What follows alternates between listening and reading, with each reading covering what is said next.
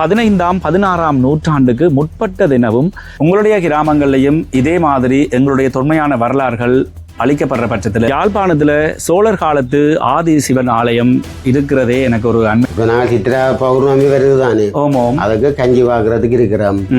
சோழர் காலத்துல கட்டப்பட்டதாக இந்த பகுதி மக்களால நம்பப்படுகின்ற ஒரு ஆலயம். இதுல வேறு இடங்கள்லயும் இருக்கா அல்லது இந்த இடத்துல மட்டும்தான் இந்த இடத்துகள் இருக்கு? இல்ல இங்க பின்னுக்கு இருக்கு. இதுல இந்தாலே இருக்கு. வாசிக்கக்கூடிய மாதிரி இருக்கு. வாசிக்கல, இது வந்து இந்த அவே என்னண்டு இதை வச்சுதான் பிரகேஸ்வரன் என்று பிடிச்சு ஆதிசிவன் என்று அங்கால. சரி சரி சரி. காணொலி எடுக்கிறதுக்கு முதல்ல இணையதளத்துல ஏதோ ஒரு கோயிலை தேடி கொண்டு போய்க்க டெம்பிள் என்று சொல்லி அடிச்சு பார்த்தேன். அப்படி பார்க்கும்போது இதுதான் அந்த ஆரம்பத்தில் எடுத்த இது. நாங்கள் இந்த கோட்டையெல்லாம் நாங்கள் போட்டு வச்சிருந்த கோட்டை, அந்த சின்னனா இருக்கிறது தகரம் போட்டுக்கிறாங்க, அது நாங்கள் போட்டது. எனக்கு இப்ப 55 வயசு. நான் சின்ன பிள்ளையிலேயே இந்த கோயில் இப்படி ஒரு அப்போ இதில் நிறைய இந்த முறை சிவராத்திரிக்கு கூட இதில் நந்தி இருந்தது. அதை பேருந்து இந்த கல்லறன்னு சொல்லி அவங்கள எடுத்துக்கொண்டு போயிட்டாங்க. இதில் நிறைய விக்கிரகம் இருந்தது. எடுத்துக்கொண்டு போயிட்டோம். தொன்மையான விக்கிரகங்கள் வந்து எடுத்துக்கொண்டு போயிட்டோம். இந்த நிகழ்ச்சியில் சகல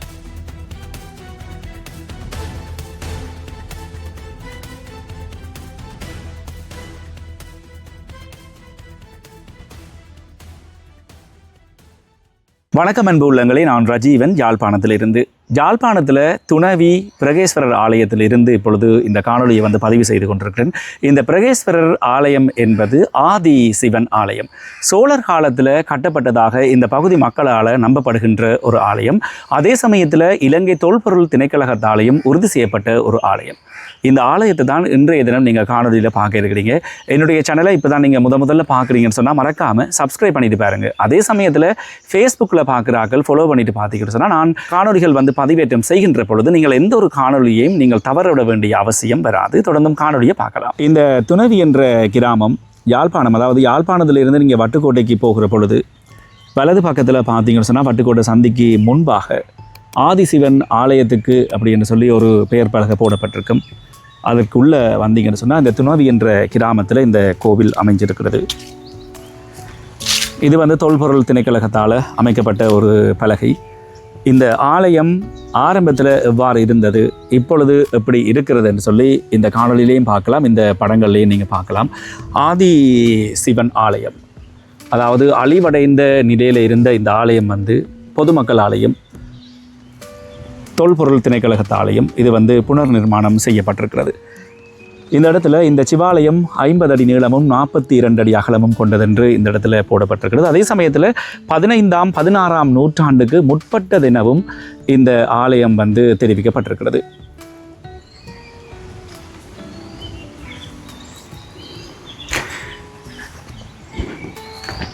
இந்த மதுளை பார்த்தாலே தெரியும் எவ்வளவு ஒரு பழமையான தொன்மையான ஆலயம் இதுன்னு சொல்லி.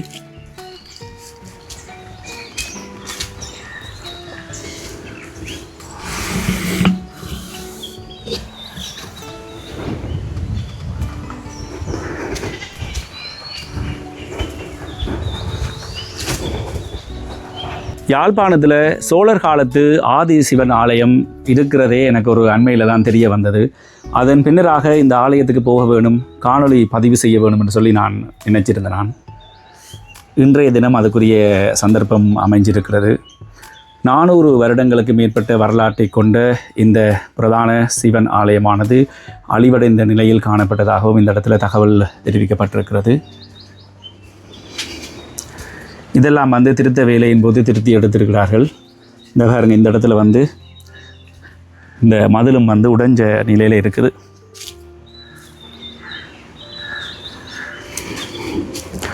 ஆலயத்துக்கு உள்ளே போய் பார்க்குறதுக்கு முதல்ல ஆலயத்தை வந்து ஒரு தடவை வெளிப்புற தோற்றத்தை பார்க்கலாம்.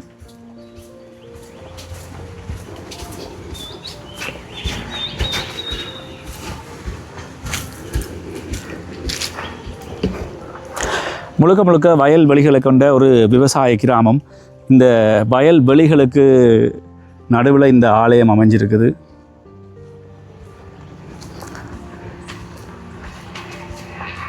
இந்த பக்கமெல்லாம் திருத்தி எடுத்திருக்கிறார்கள், அது மட்டும் பார்க்க தெரியுது.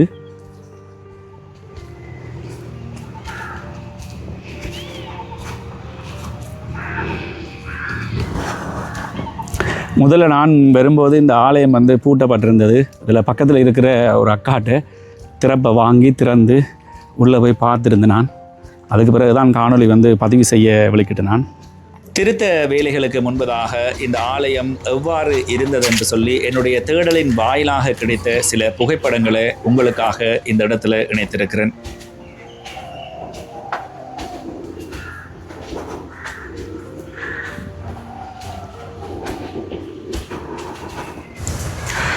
இந்த ஆலயம் சம்பந்தப்பட்ட விவரங்களை இதில் ஒரு ஐயா ஒரு ஆள் நிற்கிறார், அவரிடம் கேட்டு தெரிஞ்சு கொள்ள இருக்கிறோம். வணக்கம் ஐயா. வணக்கம், சொல்லுங்க. என்ன பேர் உங்களுக்கு? எனக்கு சின்ன பொடி ஸ்ரீகரன். நீங்கள் என்ன இந்த இடம் தானா? ஓ, நான் அராலி வடக்கு மயிலியப்புலம். மயிலியப்புலம். இதே துணைவி என்ற பெயர் வந்திருக்கு, என்ன மாதிரி அது? துணைவி என்றது இஞ்சாலி கிராமம், அராலி வந்து அங்காளி கிராமம். அங்காளி கிராமம். ஸோ துணைவி என்ற பெயரே கிராமத்தின் பேர் தான். ஓ, கிராமத்தின் பேர் துணைவி. சரி, இந்த கோயில் சம்பந்தப்பட்ட வரலாறு சொல்லுங்க, உங்களுக்கு தெரிஞ்சது. இந்த கோயில் வந்து கிட்டத்தட்ட 400 வருஷ கோயில்னு சொல்லி தான் அதில் புனர்நிர்மாணம் செய்யக்க புனர்நிர்மாண பணியில் சொல்லியிருக்கணும். ஆனால் எனக்கு இப்போ 55 வயசு. நான் சின்ன பிள்ளையிலேயே இந்த கோயில் இப்படி ஒரு பழுதடைந்த நிலையிலான் இருந்தது.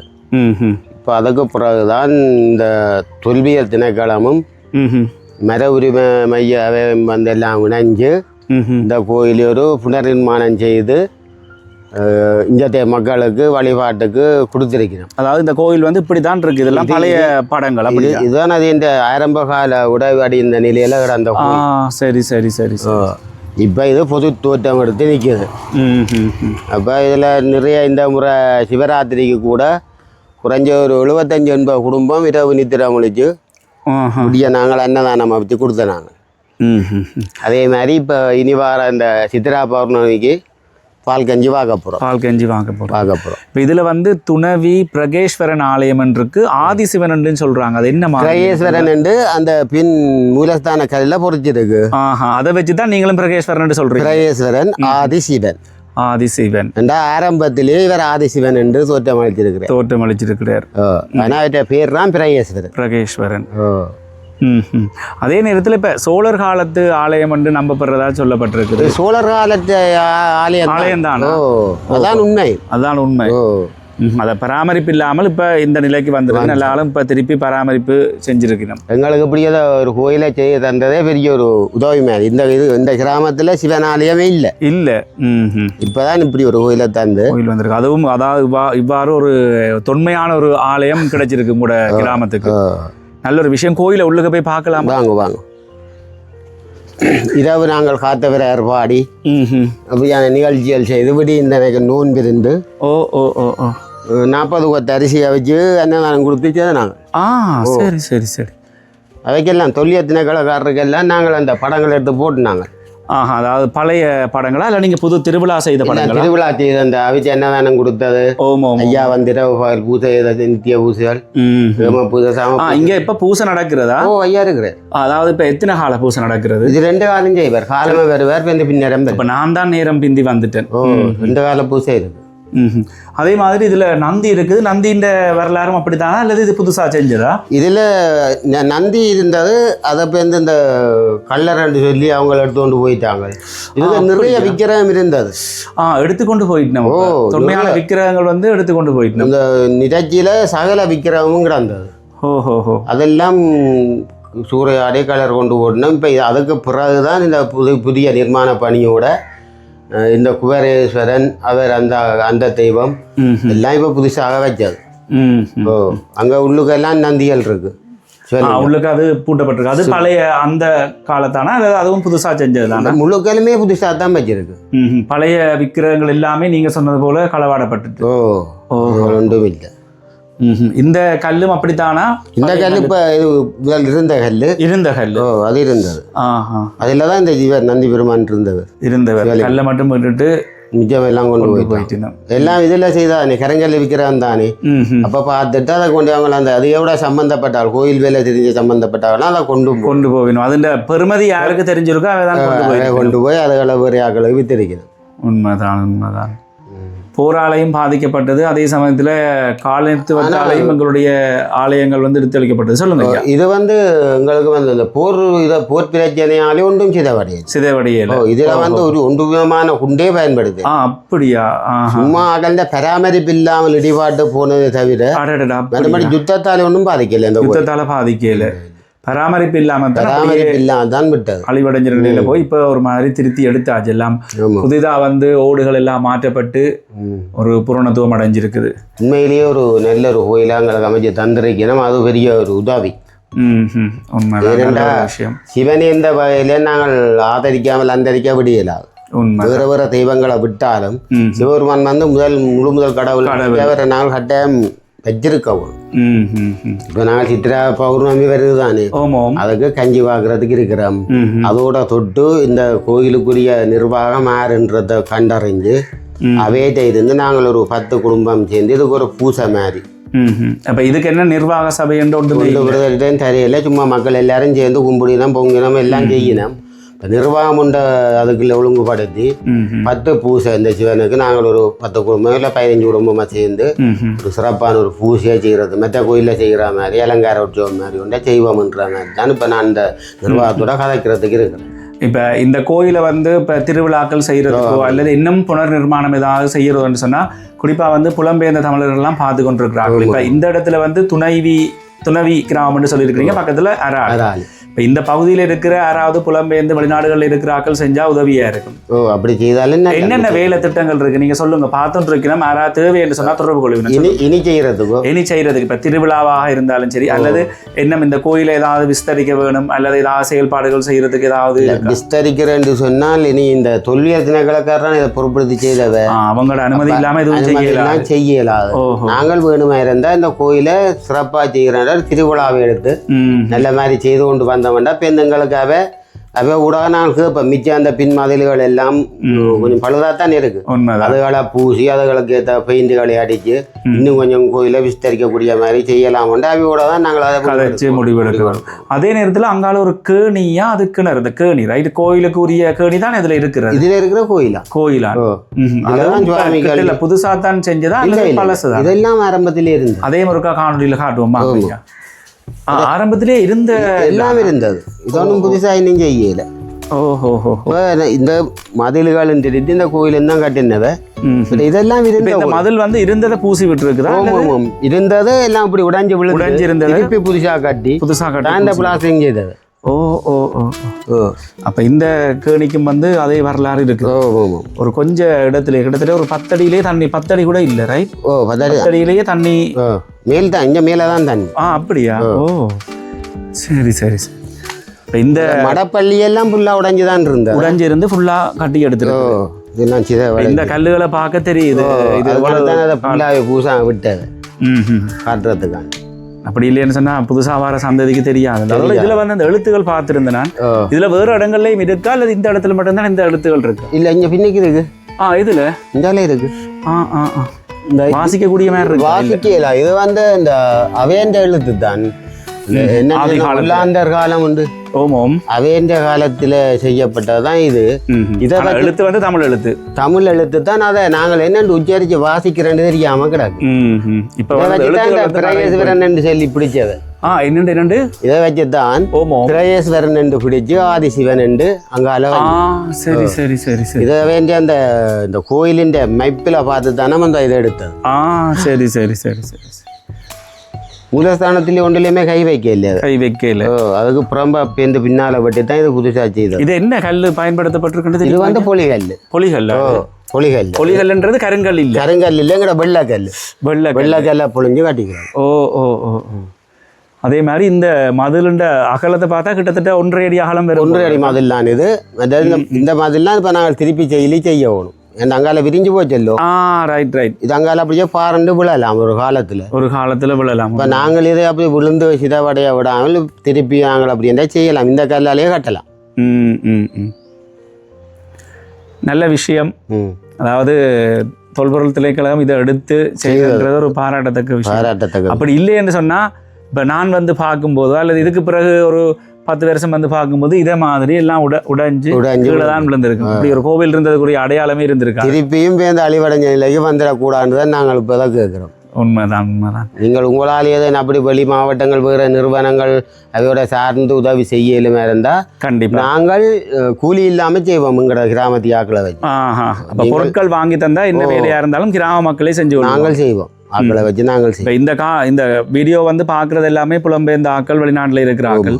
யாராவது என்னுடைய தொலைபேசி இலக்கிறதுக்கு தொடர்பு தந்தால் நான் கண்டிப்பாக நீங்கள் உங்களோட தொடர்பை வந்து அவைக்கு நான் ஏற்படுத்தி கொடுப்பேன். சரி, அது அவங்களோட கையில் தான் இருக்குது. ஒவ்வொருத்தரும் வந்து தாங்களா முன்வர வேணுமே தவிர நாங்களா முன்வர வைக்கலாக தானே. ஆனால் உண்மையிலேயே இவர் இந்த சிவன் வந்து அவைக்கு நல்ல அருள் கொடுத்து தனக்கு அப்படியான ஒரு நல்ல இதை செய்யக்கூடிய ஒரு வழிவாய்ப்பை செய்வேன். உண்மைதான் உண்மைதான். நான் கூட இப்போ இணையதளத்தில் இப்போ நான் இந்த காணொலி எடுக்கிறதுக்கு முதல்ல இணையதளத்தில் ஏதோ ஒரு கோயிலை தேடிக்கொண்டு போய்க்க டெம்பிள் என்று சொல்லி அடித்து பார்த்தேன். நான் அப்படி பார்க்கும்போது தான் நான் தேடின கோயில் வேறு, கிடைச்சது வேறு.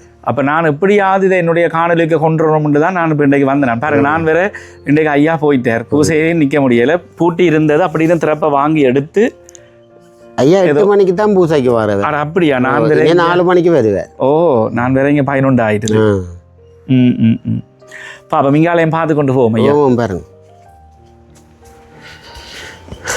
நல்ல ஒரு அமைதியான சூழல்ல வந்து இருக்குது. இது என்ன துணவி என்ற என்ன இது என்ன துணவி வந்து கிராமம். ஓகே, இப்ப துணவி என்ற பெயர் வந்து முந்தி இருந்தே இருக்குது. துணவி துணவி ஓ ஓ துணவி கிராமம். இது இந்த விழாத்தோட துணவி அங்கால ஒரு பள்ளிக்கூடம் இருக்குல்லோ. ஓமாம், விரைகால இருந்து அந்த ஸ்கூலுக்கு அங்காளி பக்கம் வந்து சங்கரத்து ஏரியா. சங்கரத்து ஏரியா. ஓ ஓ கொஞ்சம் இடங்களுக்குள்ள வித்தியாசம். இப்போ எனக்கு தான் புது பேராக இருக்குது தவிர அது இப்போ பார்த்துட்டு இருக்கிறார்கள் சில பேருக்கு தெரிஞ்சிருக்கும். தெரியும். இந்த கிராம மக்கள் கூட பார்க்கலாம், அல்லது இந்த கிராமத்தை அண்டின மக்கள் புலம்பெயர்ந்த ஆக்கள் பார்க்கலாம். இதுதான் அந்த ஆரம்பத்தில் எடுத்த இது. நாங்கள் இந்த கோட்டையெல்லாம் நாங்கள் போட்டு வச்சு, இந்த கோட்டை அந்த சின்ன இருக்கிறது அந்த தகரம் போட்டு அது நாங்கள் போட்டது. நீங்க எடுத்த கிணத்தை பாருங்க, இந்த கிணறுலாம் இந்த கிணறு இப்படித்தான் இருந்திருக்கு. இப்படித்தான். சரி சரி சரி சரி. இல்லை உண்மையாக நல்ல ஒரு விஷயம். மற்ற இது முன்ன கிடந்த ரோட்டு, இந்த ரோட்டு இல்லை, இதே வந்து இப்போ ஒரு தென்பகுதியாக இருந்திருந்தா ஐயா, இப்போ ஒரு தென்பகுதி என்ன ஒரு சிங்கள ஏரியாவாக இருந்தால் இதை வந்து ஒரு இப்போ சுற்றுலா பயணிகளுக்குரிய இடமா வந்து மாற்றிருக்காங்க. மூலஸ்தானம் வேணா அதுதான் இங்கே இந்த இடத்துல இருக்குது. சரி சரி சரி சரி. எப்படி இருந்திருக்கு, இப்போ எப்படி எடுத்திருக்கு நம்ம நல்ல இப்படி இருக்க ஓடிச்சா நம்ம வந்து எல்லாம் விளக்குகள் கொளுத்தி செய்தது விடே இல்லை கோயில். ஆனா இந்த கிராம மக்களால இப்படி ஒரு இந்த நிலைக்கு கொன்று இல்லாத ஆக்களா போனவே தவிர மற்றபடி கோயிலே வாய்ப்புகள் பிரச்சனை. நான் சொல்லி எத்தனை கிழமை வந்து இப்படி ஒன்றை செய்ய சரிமண்டு நாங்கள் எதிர்பார்க்கல. நான் நல்ல சிரமப்படங்களை செய்து தந்துட்டோம். எங்களை வழிபட்ட செய்ய சொல்லி இப்போ நாங்கள் அப்படி இந்த உருவாக்கி தரைக்க நாங்கள் கோயிலை விடியலாதானே. நாங்கள் எங்களால் இயன்றதுகளை செய்து கொண்டிருக்கிறோம். சரி, நன்றி ஐயா. சரி, நன்றி நன்றி. இதோட இந்த காணொலியை நிறைவு செய்கிறேன். உங்களுடைய கிராமங்கள்லையும் இதே மாதிரி எங்களுடைய தொன்மையான வரலாறுகள் அழிக்கப்படுற பட்சத்தில் அல்லது அழிந்து போகிற பட்சத்தில் நீங்கள் அதை உங்களுடைய சோஷியல் மீடியா மூலமாக மக்களுக்கு தெரியப்படுத்தலாம். அதில் யாரோ ஒருவர் முன்வந்து அதற்குரிய திருத்த வேலைகள், புனர் நிர்மாணத்துக்குரிய வேலைகளை செஞ்சு தரலாம். இவ்வாறு பல விடயங்கள் இருக்கிறது. என்னென்னு சொன்னால், நான் இந்த பழைய காணொளி தேடுதல் மூலமாக பார்க்குற பொழுது இந்த பழைய காணொளிகள் வந்து இடிஞ்ச நிலையில் இருந்த இந்த கோவிலை தான் பார்க்கக்கூடியதாக இருந்தது. இங்கே வந்து நான் பார்த்த பொழுது 2025ஆம் ஆண்டு இங்கே மகா கும்பாபிஷேகம் நடந்திருக்கிறது. அதே சமயத்தில் இந்த கட்டிடங்கள் வந்து மீண்டும் புத்துருவாக்கம் பெற்றிருக்கிறது. இவ்வாறு பல விடயங்கள் இருக்கிறது. இந்த காணொலியை பார்த்துட்டு இருக்கிற இந்த கிராமத்துக்குரிய மக்களாக இருந்தாலும் சரி, அல்லது அயல் கிராமத்துக்குரிய மக்களாக இருந்தாலும் சரி, நீங்கள் இன்னும் இங்கே திருவிழா வேலைகள், இன்னும் ஏதாவது வேலைகள் இருந்தால் நீங்கள் முன் வந்து அதை செய்யக்கூடியதாக இருக்கும். மறுபடியும் உங்களை ஒரு புதிய காணொலியில் சந்திக்கிறேன். இப்போதைக்கு நன்றி.